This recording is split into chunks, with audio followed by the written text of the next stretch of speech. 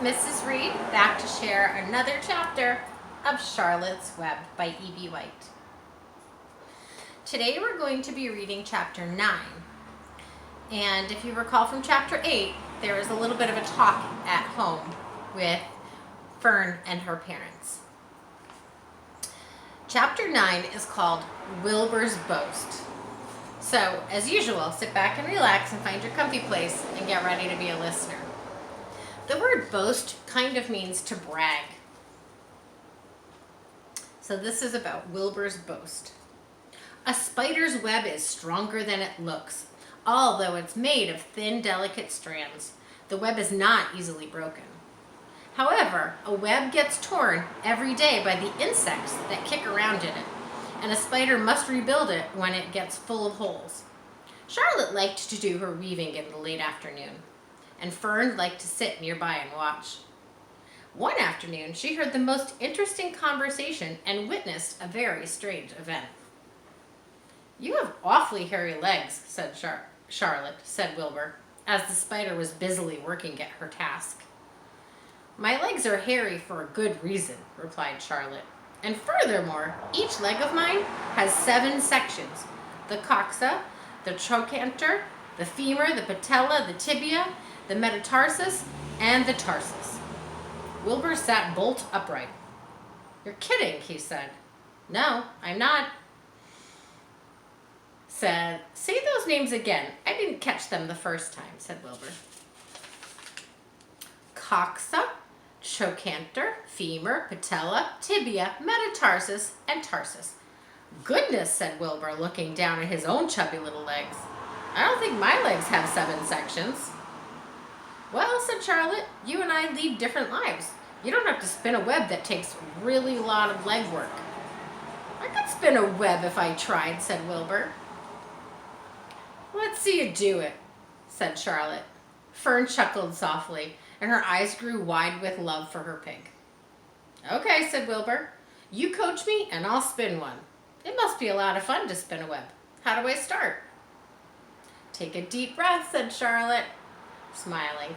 Wilbur took a deep breath. "Now climb to the highest place you can get to, like this." Charlotte raced up to the top of the doorway. Wilbur scrambled to the top of the manure pile. "Very good," said Charlotte. "Now make an attachment with your spinnerets and hurl yourself into space and let out a drag line as you go down." Wilbur hesitated a moment. Then he jumped out into the air. He glanced hastily behind to see if a piece of rope was following him to check his fall, but nothing seemed to be happening in his rear. So the next thing he knew, he landed with a thump. "Oop," he grunted. Charlotte laughed so hard that her web began to give way. "What did I do wrong?" asked the pig when he recovered from his bump. "Nothing," said Charlotte. "It was a nice try." "I think I'll try again," said Wilbur cheerfully. "I believe what I need is a little piece of string to hold me." A little piece of string for a big pig. The pig walked out into his yard. "You there, Templeton," he cried. The rat poked his head out from under the trough. "Got a little piece of string that I could borrow?" asked Wilbur. "I need to spin a web." "Oh, yes, indeed," said Templeton, who was saving string. "No trouble at all. Anything to oblige." He crept down his hole, pushed the goose egg out of the way, and returned with an old gray piece of dirty white string. Wilbur examined it. "That's just the thing," he said. "Tie one end to my tail, will you?"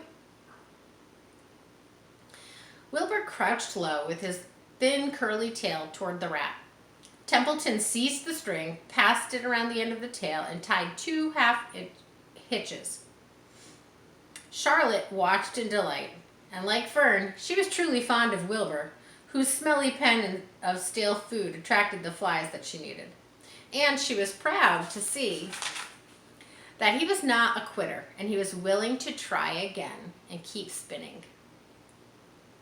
While the rat and the spider and the little girl watched, Wilbur climbed again to the top of the manure pile. full of energy and hope. "Everybody watch," he cried, and summoning all of his strength, he threw himself into the air head first. The string trailed down behind him, but as he had neglected to fasten the other end of the string to anything, it didn't really do any good, and Wilbur landed again with a thud. He crashed and he got hurt. Tears came to his eyes. Templeton grinned. And Charlotte just sat quietly. And after a little bit, she spoke. "You can't spin a web, Wilbur, and I advised you to put the idea out of your mind. You lack two things needed for spinning a web." "Well, what are they?" asked Wilbur sadly. "You lack a set of spinners and your lack of know-how." This is Wilbur getting the string tied. And this is his attempt at jumping. I give Wilbur an A for effort at making another attempt and trying to change his method. So he encountered a problem. He tried to solve it another way, like we do a lot at school, but he still didn't find success. Does that mean he should quit? Not necessarily. But as we know, pigs don't really spin webs. But cheer up, you don't need a web. Zuckerman supplies you with 3 big meals a day. Why should you worry about trapping your food? Wilbur sighed. "Well, you're ever so much clever and brighter than I am, Charlotte. I guess I was just trying to show off. Serves me right." Templeton untied his string and he took it back to his home. Charlotte returned to her weaving of her web. "You needn't feel too badly, Wilbur," she said. "Not many creatures can spin webs.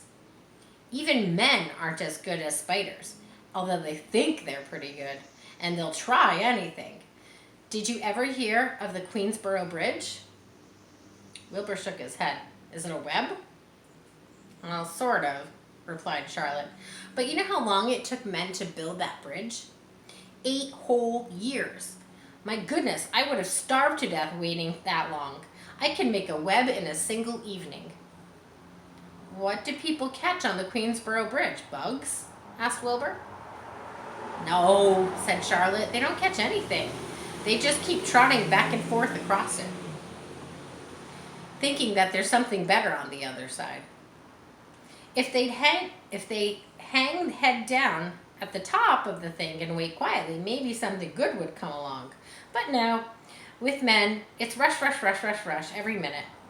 I'm glad I'm a sedentary spider." "What does sedentary mean?" asked Wilbur. "It means I sit a good part of the time and I don't go wandering all over creation.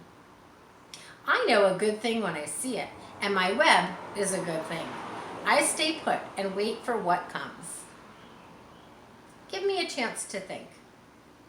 "Well, I'm sort of sedentary myself, I guess," said the pig. "I have to hang around here whether I want to or not.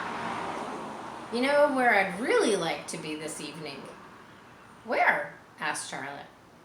"In the forest, looking for beech nuts and truffles.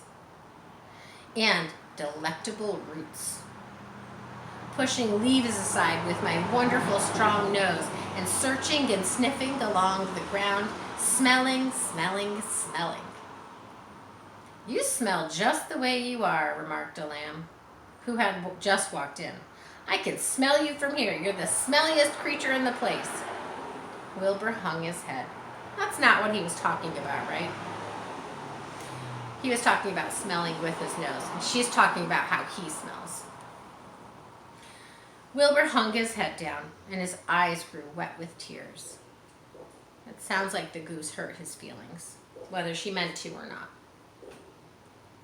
Charlotte noticed his embarrassment, and she spoke sharply at the lamb. "Let Wilbur alone," she said. "He has a perfect right to smell, considering his surroundings. You're no bundle of sweet peas yourself. Furthermore, you are interrupting a very pleasant conversation." "What were you guys talking about?" when I so rudely interrupted. Oh, I don't remember, said Wilbur. It doesn't matter. Let's not talk about it anymore for a little while, Charlotte. I'm getting kind of sleepy. Poor Wilbur. You go ahead and finish your spinning your web, and I'll just lie here and watch you. It's a lovely evening. Wilbur stretched out on his side, and twilight settled over the Zuckerman's barn. And feeling a little bit of peace, Fern knew it was almost supper time, but she couldn't bear to leave Wilbur. The swallows passed on silent wings, in and out of the doorways, bringing food to their young ones. From across the road, a bird sang, "Whippoorwill, whippoorwill." Lurvy sat down under an apple tree and lit his pipe. The animal sniffed the familiar smell of strong tobacco. Wilbur heard the trill of the tree toad and the occasional slamming of the kitchen door. All of these sounds made him feel comfortable and happy, for he loved life. He loved to be a part of the world on a summer evening. But as he lay there, he remembered what the old sheep had told him. Remember the bad news? The thought of death came to him, and he began to tremble with fear. "Charlotte," he said softly. "Yes, Wilbur." "I don't want to die." "Of course you don't," said Charlotte in a comforting voice. "I just love it here in the barn," said Wilbur. "I love everything about this place." "Of course you do," said Charlotte. "We all do." The goose appeared, followed by her 7 goslings. They thrust their necks out and kept up a musical whistling, like a tiny troop of pipers. Wilbur listened to the sound with the love in his heart. "Charlotte," he said. "Yes," said the spider. "Were you serious when you promised that you would keep them from killing me?" "I was never more serious in my life. I am not going to let you die, Wilbur." "How are you going to save me?" asked Wilbur, whose curiosity was pretty strong at this point. "Well," said Charlotte vaguely, "I don't really know, but I'm working on a plan." "That's wonderful," said Wilbur. "How is the plan coming, Charlotte? Have you got far with it? Is it coming along pretty well?" Wilbur was trembling again, but Charlotte was cool and collected. "Oh, it's coming along all right," she said lightly. "The plan is still in its early stages and hasn't completely shaped up yet, but I'm working on it." "Well, when do you work on it?" begged Wilbur. "When I'm hanging head down at the top of my web. That's when I do my best thinking, because then all of the blood is in my head. I'd be only too glad to help in any way that I can," said Wilbur. "Oh, I'll work it out alone," Charlotte replied. "I can think better alone." "All right," said Wilbur. "But don't fail to let me know if there's anything I can do to help, no matter how slight." "Well," said Charlotte, "you must try to build yourself up. I want you to get plenty of sleep, and I want you to stop worrying. Never hurry, never worry. Chew your food thoroughly and eat every bit of it, except you must leave just enough for Templeton. Gain weight, stay well, and that's the best way you can help. Keep fit and don't lose your nerve. Do you think you understand?" "Yes, I understand," said Wilbur. "Go along to bed then," said Charlotte. "Sleep is very important." Wilbur trotted over to the darkest corner of his pen and he threw himself down. He closed his eyes, and in another minute he spoke. "Charlotte?" he asked. "Yes, Wilbur?" "May I go out to my trough and see if I left any of my supper? I think I just left a little tiny bit of mashed potato." "Oh, very well," said Charlotte. "But I want you in bed again without delay." Charlotte kind of sounds like a mom. Wilbur started to race out into the yard. "Slowly, slowly," said Charlotte. "Never hurry and never worry." Wilbur checked himself, and he crept slowly to his trough. He found a little bit of potato, and he chewed it carefully and swallowed it. And he walked back to bed. He closed his eyes and was silent for a little while. "Charlotte," he whispered. "Yes?" "May I get a drink of milk? I think there's a few drops of milk left in my trough." No, the trough is dry, and I want you to go to sleep. No more talking. Close your eyes and go to sleep. Wilbur shut his eyes. Fern got up from the stool and started for home. Her mind was full of everything she'd seen and heard. "Good night, Charlotte," said Wilbur. "Good night, Wilbur," said Charlotte. There was a pause. "Good night, Charlotte," said Wilbur. "Good night, Wilbur," said Charlotte. "Good night, good night." That's a lot of good nights. And that, my friends, is the end of chapter 9.